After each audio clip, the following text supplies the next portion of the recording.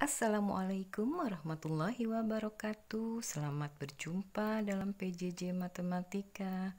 Pada kesempatan kali ini Ibu akan membahas bab 3 mengenai relasi dan fungsi, bagian yang ketiga. Kompetensi dasarnya adalah 4.3, menyelesaikan masalah yang berkaitan dengan relasi dan fungsi dengan menggunakan berbagai representasi. Untuk menyelesaikan masalah berbentuk soal cerita yang berkaitan dengan relasi dan fungsi, dapat ditempuh antara lain dengan langkah-langkah sebagai berikut. Yang pertama, menentukan domain atau daerah asal dan kodomain atau daerah kawan. Yang kedua, menyatakan relasi yang umumnya dengan diagram panah. Dan yang ketiga, menentukan jawaban berdasarkan diagram panah yang telah dibuat. Perhatikan contoh 1. Ada 4 orang anak bernama Didin, Nadia, Hardi, dan Indri. Keempat anak ini memiliki ciri-ciri yang berbeda.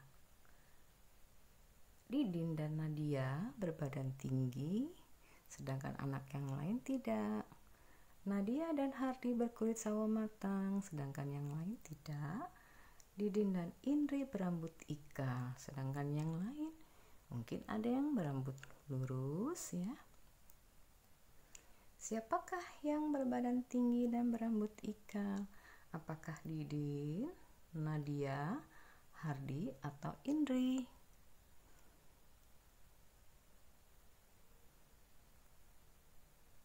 Nah, berikut pembahasannya.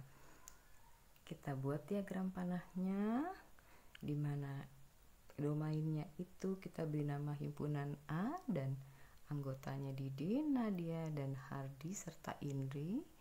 Kemudian kita buat himpunan B sebagai kodomain yang anggotanya ciri-ciri dari keempat anak tadi. Kemudian masing-masing anggota himpunan A dipasangkan dengan ciri-cirinya. Nah, baru kita bisa menentukan siapakah yang berbadan tinggi dan berambut ikal. Ternyata anak yang berbadan tinggi dan berambut ikal adalah Didin. Perhatikan contoh yang kedua. Disajikan tabel. Ya, banyaknya spidol 1, harganya 4.800, spidolnya 2, 9.600, dan spidolnya 3, 14.400. Berdasarkan tabel di atas, kita bisa menentukan berapakah harga 7 buah spidol.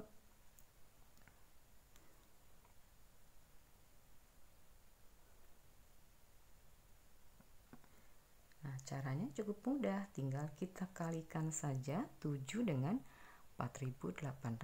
Kenapa? Karena harga satu buah spidol itu 4.800, maka harga 7 buah spidol 7 dikali 4.800 sama dengan 33.600 rupiah. Perhatikan contoh 3 berikut. Ini biasanya digunakan para pedagang untuk memudahkan dalam mengingat berapakah harga barang-barang yang dijualnya. Jadi, para pedagang ini akan memilih himpunan huruf yang bersesuaian dengan himpunan angka.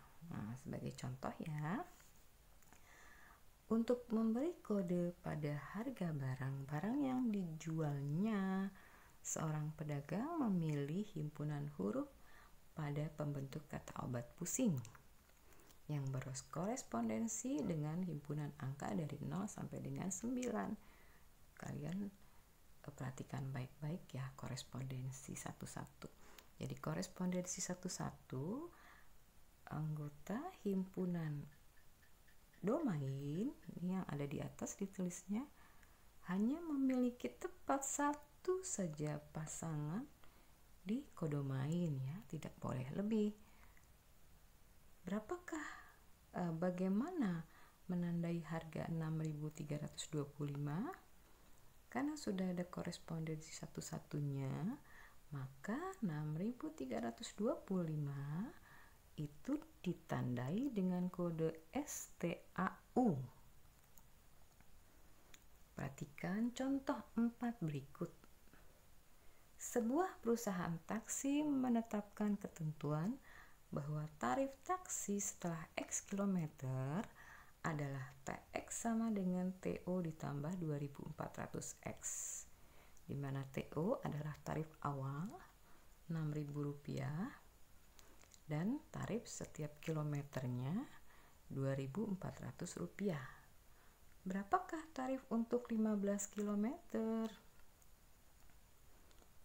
Pembahasannya, tarif 15 km itu sama dengan 6.000 ditambah 15 dikali 2.400 sama dengan 42.000.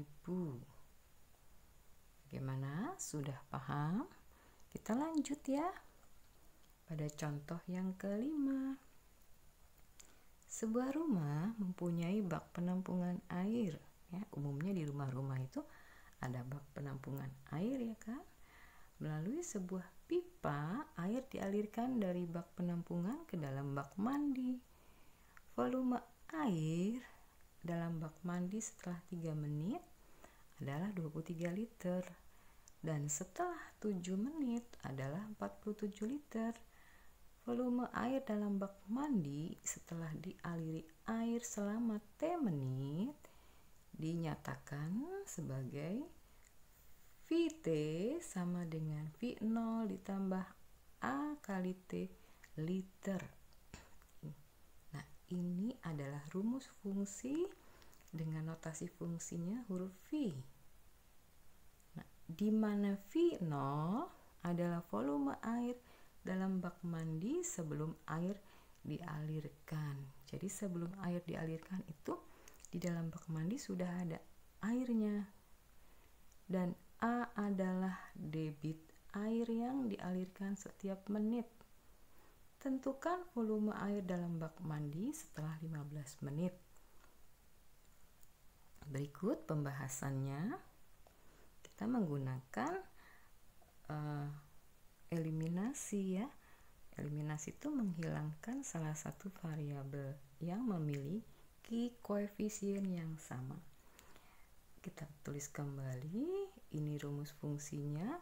Kemudian dari soal diketahui pada saat 7 menit maka V0 tambah 7A sama dengan 47 ya.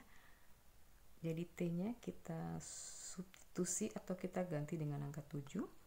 Kemudian pada saat 3 menit berarti V3 V0 ditambah 3A sama dengan 23. Nah, kita mau eliminasi V0-nya ya. Kita beri tanda garis lurus di bawah persamaan yang terakhir. Kemudian karena dieliminasi maka kita menghilangkan V0-nya dengan operasi pengurangan.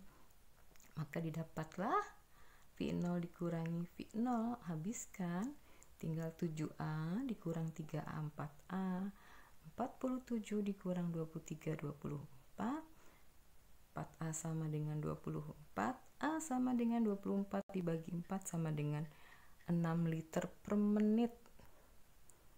Nah, untuk mendapatkan nilai V0 kita substitusi A dengan 6 ke salah satu persamaan, boleh persamaan 1, boleh persamaan 2. Nah, untuk contoh ini Ibu ambil persamaan 2 yaitu V0 ditambah 3A sama dengan 23. Ini persamaan kedua.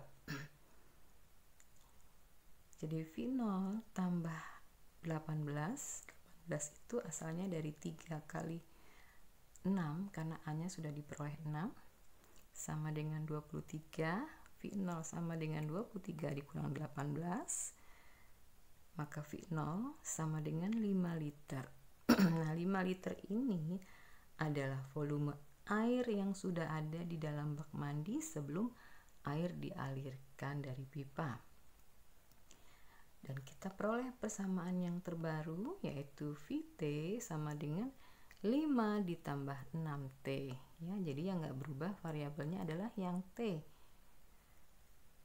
Maka diperolehlah volume air setelah 15 menit sama dengan V15 sama dengan 5 tambah 6 kali 15 sama dengan 95 liter. Jadi volume air dalam bak mandi setelah 15 menit adalah 95 liter.